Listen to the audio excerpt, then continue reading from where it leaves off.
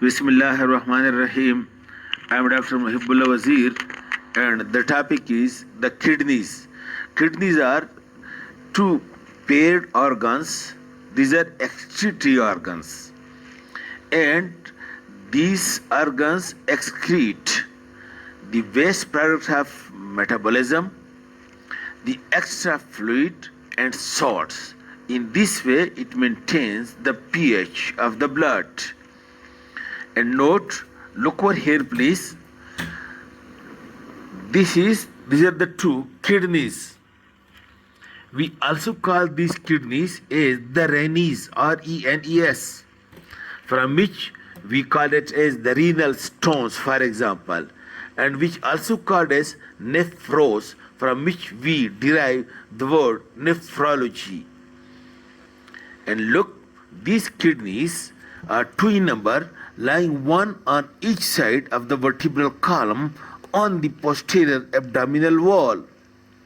And note that it is simply covered by a sheet of peritoneum.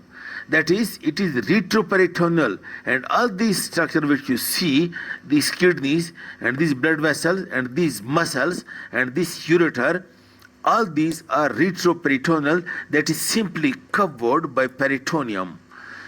Okay. Each kidney is the size of 12 centimeter in length, 6 centimeter in breadth, 12 centimeter long, 6 centimeter breadth, and 2 centimeter from anterior posterior direction. And its average weight is 130 gram. Note, the right kidney is slightly at a lower level than the left because of the presence of the liver over here. Because liver is present over here, that's why it pushes the right kidney slightly to a lower level. While the left kidney is more nearer to the midplane, you can see it over here, it's more nearer to the midplane as compared to the right one. And the upper pole of the kidney is at level of the thoracic 12 vertebrae, and its lower pole is at the level of lumbar 3 vertebrae. The length of each kidney is equal to the length of the 3 vertebrae. Okay, and now each kidney over here, it is being enclosed. It is enclosed in a capsule of fibrous tissue, which we call it as renal capsule. Renal capsule is a fibrous tissue capsule that surrounds the kidney, and out of this, over here is the parietal peritoneum lying over it.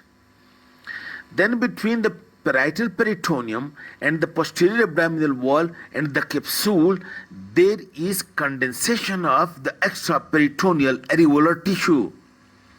This extraperitoneal tissue, it make another layer around the capsule of the kidney, and this is the perirenal fat or perinephric fat. And this perinephric fat, this keep the kidney in its own position. If in severe dieting you lose the fats, then the kidney will become floating, or also called as nephroptosis.